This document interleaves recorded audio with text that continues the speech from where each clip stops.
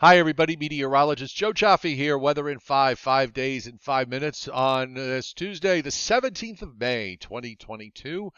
And the theme going forward for the next 5 days, well, it's going to be warming temperatures, especially toward the end of the week and into the weekend. We've been talking about the fact that uh, we haven't had a really warm spring weekend all spring with mostly decent weather. Well, I think we're going to get it this weekend. Maybe we could hold the shower and thunderstorm activity off until late in the day on Sunday, the way it's looking. So keep your fingers crossed on that. In the meantime, just want to look at temperatures across the area. Oh, and by the way, Joe and Joe Weather Show tonight is at 8:30 Eastern Time, 8:30 p.m. Eastern Time on my YouTube channel. So high temperatures today, generally in a range of about 70 to 75. And as we move through the next couple of days, now for tomorrow, it should be a good weather day, at least to start, but there will be some increasing clouds, and that's going to hold the temperatures back a little bit. So we're looking at upper 60s to some lower 70s for Wednesday. And then as we head into Wednesday night and Thursday, we're going to see some showers that'll move on through. There's going to be a bit of a warm front that is going to be passing by. And you notice the wind barbs on Thursday. We start to see them turning more toward the west. So in southeastern New England, for example, probably won't get much out of the low and mid 60s. But then as you move west and southwest, you start to get into the 70s. And then take a look at this down in the Washington, D.C., Baltimore area for Thursday, upper 70s and low 80s. And that is telling you where we're going as we head toward Friday and Saturday. Now, Friday, I think the issue Friday is going to be that we'll have mostly a wind that'll be coming up from the south. But we're at the time of year now with the water temperatures coming up and the inland areas warming up. We're going to see temperatures rise, middle to maybe even upper 80s, and possibly even a 90-degree reading here and there in southern Pennsylvania down into Maryland.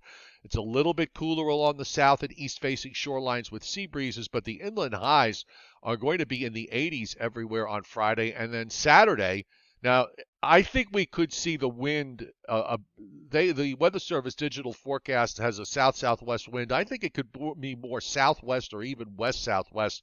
So upper 80s and low 90s, easily doable as far as high temperatures are concerned on Saturday.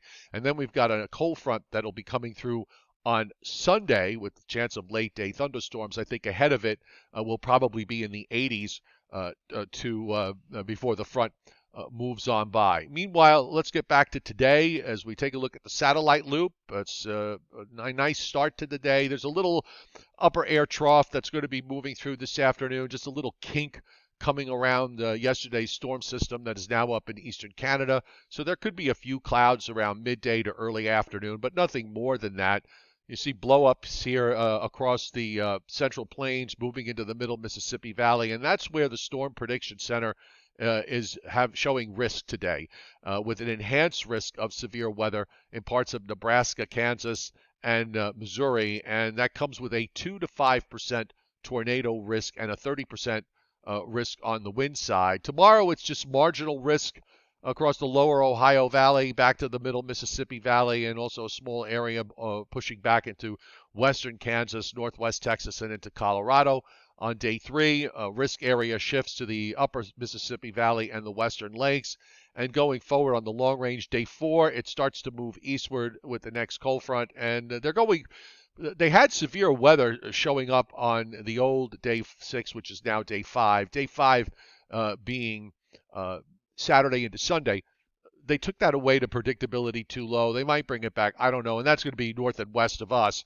But Sunday, hard to say how we're going to play out, whether these thunderstorms that threaten could be severe, and rainfall over the next 7 days is well, not too much. Looking at anywhere from a half to 3/4 of an inch, and I think the bulk of that is going to come Wednesday night and Thursday. So we'll use the European today. It's a fairly straightforward forecast. We've got a ridge building off the East Coast, and that is going to be the primary driver here going into the weekend. We've got this nice weather today, and for the start of tomorrow, you see this little disturbance with some rain that comes in Wednesday night into Thursday morning. Might linger a bit after daybreak, or at least through the middle part of the morning before it moves on out. It's really a warm front that goes by, and then you'll notice it's nothing but southwest isobars as we go through Friday and especially on Saturday. You see the high kind of builds back westward a bit, so the isobars sort of turn a little more westerly or west-southwesterly anyway. So at very least going back to Saturday where we've got temperatures possibly reaching 90 or better, I think it's certainly doable. And then here comes a cold front late in the day Sunday with some showers and thunderstorms. And as long as the front keeps moving along, weather conditions should be okay for the start of next week. Too bad this weekend is not Memorial Day weekend. And as long as we don't get any blocking showing up, I think we should be at least in a normalized pattern. So that means at least a couple of those, at least one or two of those days in the Memorial Day weekend should be okay. All right, so we'll see you tonight on the Joe and Joe Weather Show at 8:30 Eastern Time. Enjoy your Tuesday.